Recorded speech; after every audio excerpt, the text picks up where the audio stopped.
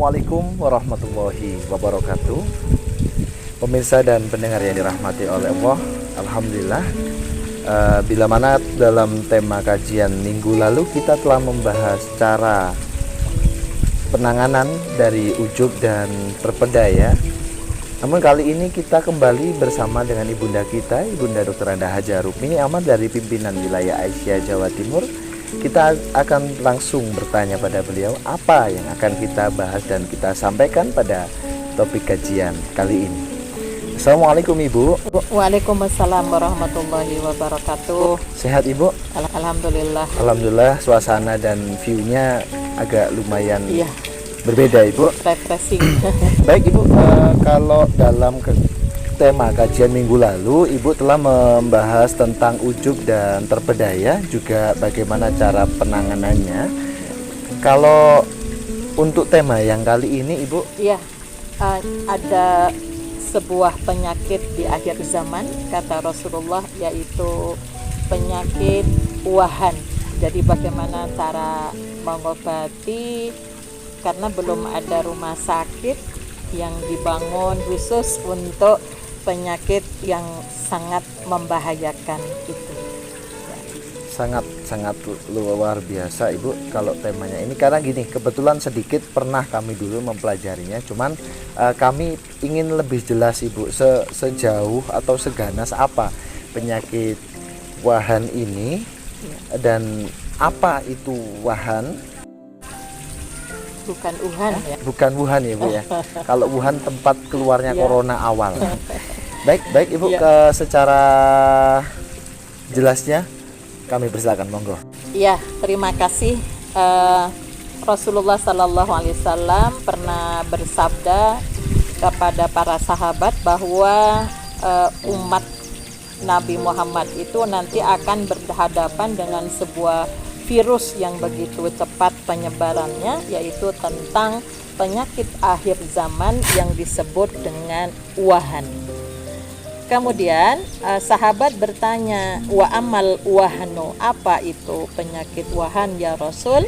Hubbud dunya wa tansaunal akhirah, mencintai dunia kemudian melupakan akhirat, bahkan takut mati. Nah, jadi satu penyakit namanya satu tapi komplikasi. Ya, ada dua komplikasinya, cinta dunia, yang kedua melupakan akhirat. Jadi mereka itu yang kena penyakit itu, ya mudah-mudahan kita dijauhkan, lebih mencintai dunia dengan segala kenikmatannya daripada kehidupan akhirat dengan keabadiannya. Otomatis penyakit ini jauh lebih ganas Ibu daripada virus yang telah kita dera selama 2 tahun ini. Iya, karena nggak ada dokternya. Iya.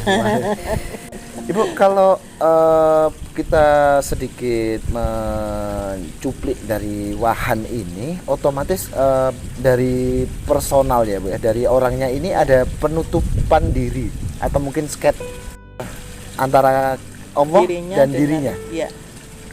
Itu bagaimana? Ya, dalam segala aktivitasnya tentunya yang harusnya untuk mencari ridha Allah, akhirnya dia tutup itu.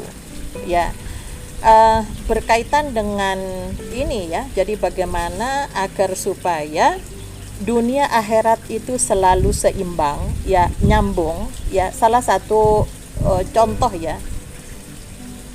Kalau kita lihat pada orang yang menuntut ilmu sampai S3 ya, paling tinggi jenjangnya untuk mencapai tingkatan puncak yaitu profesor, doktor ya.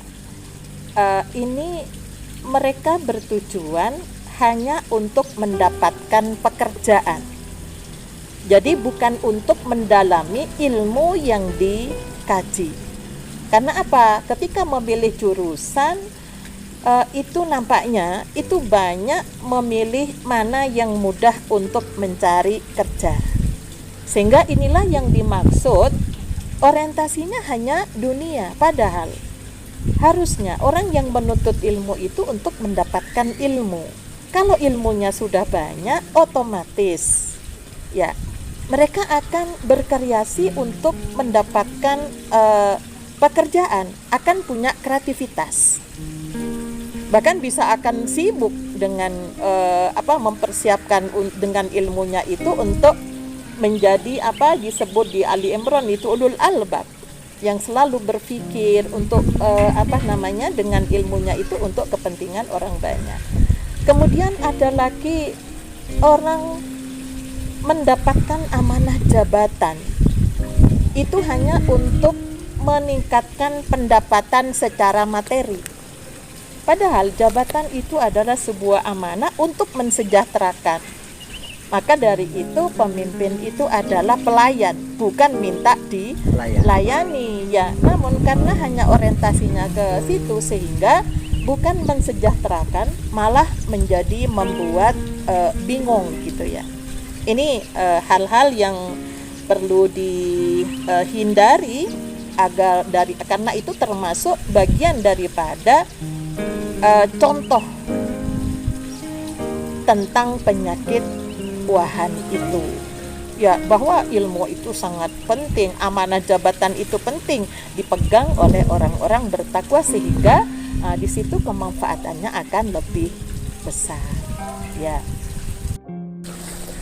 Baik Ibu, kalau Ibu tadi sampaikan, jadi tidak semua orang menuntut ilmu atau mencari pendidikan dengan gelar mulai dari sarjana, master, bahkan doktor, bahkan profesor itu dengan sebuah tujuan yang lebih tinggi, lebih dekat gitu ya. Tapi melainkan kebutuhan jabatan, profesi atau kedudukan pekerjaan. Kalau boleh tahu Ibu, tapi pastinya ini nggak semua orang ya Bu ya.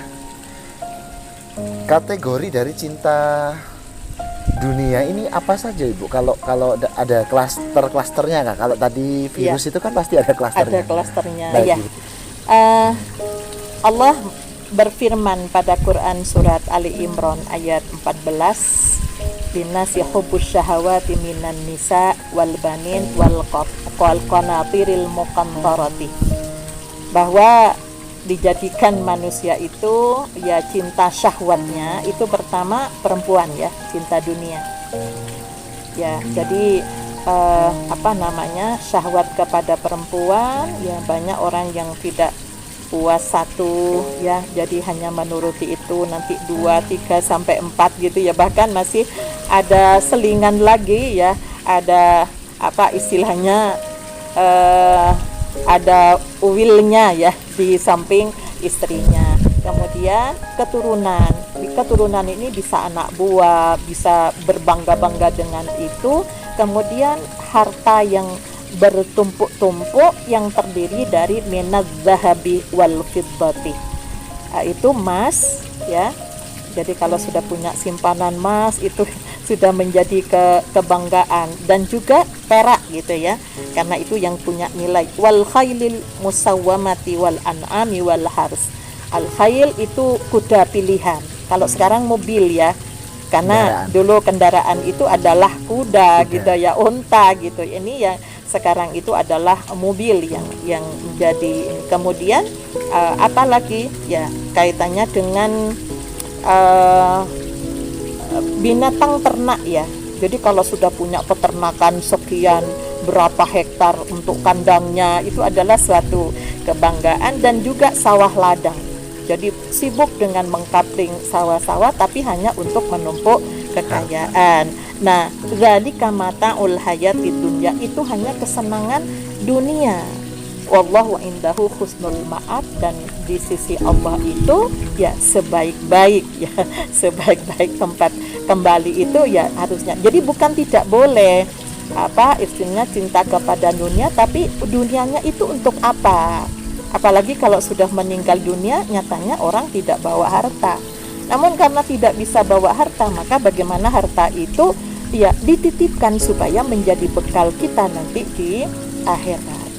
Ya, begitu Allah memberikan gambaran. Jadi ada wanita ada keturunan, kemudian harta yang bertumpuk, yang jenisnya ada emas, ada perak, ada kendaraan, kemudian ada sawah ladang, ya peternakan, silahkan, ya itu semua boleh. Ya ada perkebunan, ya itu boleh. Namun itu jangan sampai tidak berdampak kepada akhiratnya. Ya.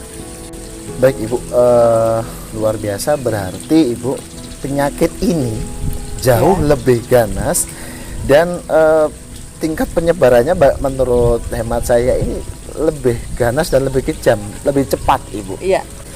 Maka jika kita renungkan ya, semua manusia bergerak dan berusaha demi kenikmatan yang menjadi tujuan.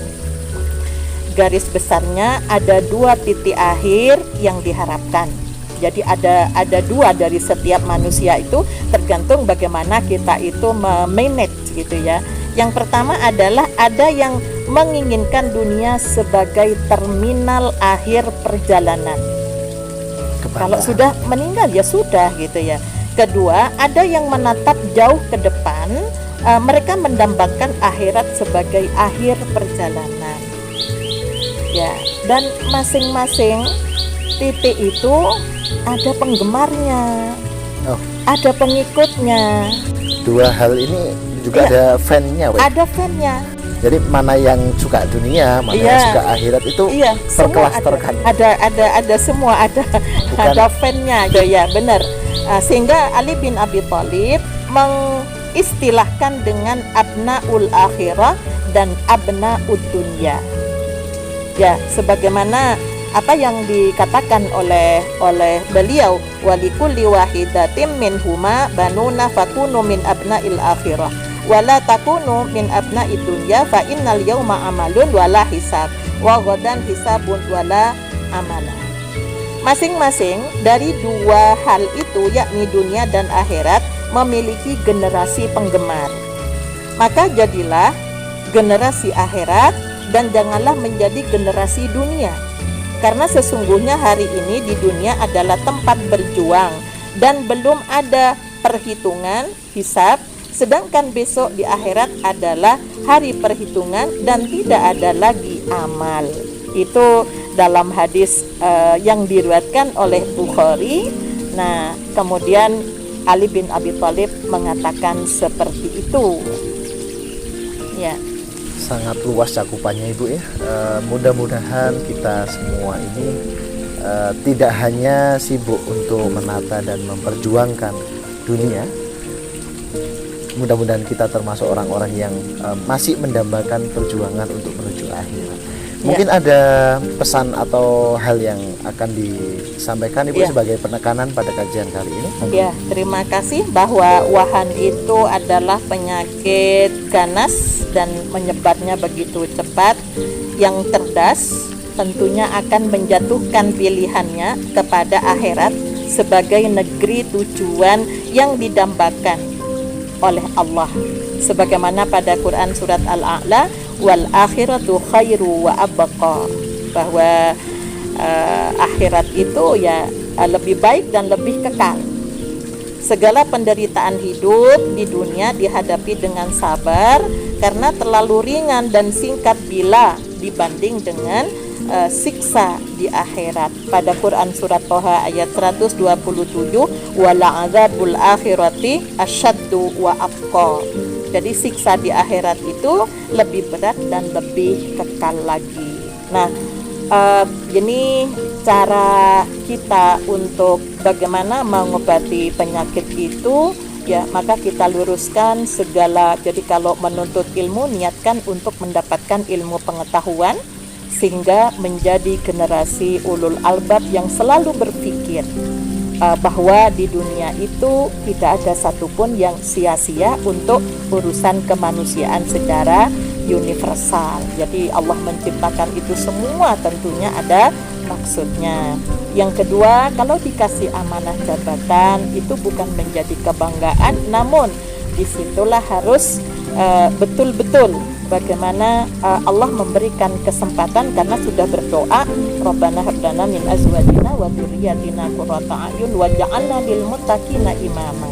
Bagaimana kita itu dijadikan oleh Allah sebagai pemimpinnya orang-orang yang bertakwa, sehingga energi positif ketakwaan itu akan diikuti oleh yang dipimpin. Nah, harapannya seperti itu. Mudah-mudahan kita berupaya untuk menghilangkan satu penyakit yang komplikasinya itu ada dua, cinta dunia dan melupakan akhiratnya. Ya. Baik, pemirsa, demikian tadi pembahasan kami bersama Ibunda Dr. Anda Hajar Rukmini Amal dari pimpinan wilayah Aisyah Jawa Timur. Semoga bermanfaat dan semakin menambah tingkat keimanan dan ketakwaan kita kepada Allah Subhanahu wa Ta'ala. Kami pamit undur diri. Bila mana ada kurang dan lebihnya kami dalam menyampaikan, kami mohon maaf yang sebesar-besarnya. Nasrun minallah wa fathun qarib wa basiril mu'minin. Walhamdulillahirabbil alamin. Wassalamualaikum warahmatullahi wabarakatuh.